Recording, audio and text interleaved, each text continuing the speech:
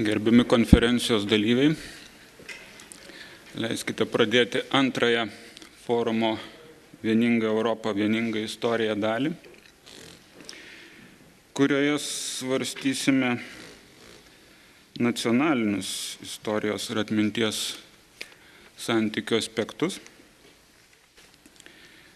Kadangi konferencijos organizatoriai, kaip tikri demokratai, paliko mums visišką veikimo laisvę, tai pasinaudodami tuo, mes truputį pakeitėme kalbėtojų seką šioje dalyje.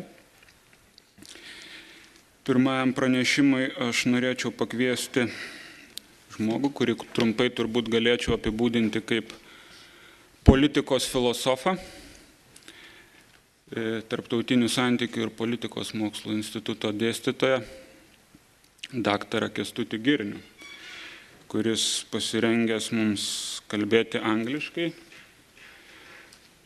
ir padaryti rimtą įžangą į mūsų dalies svarstymus, kol kiti kalbėtojai geriau pasiruoš. Prašom.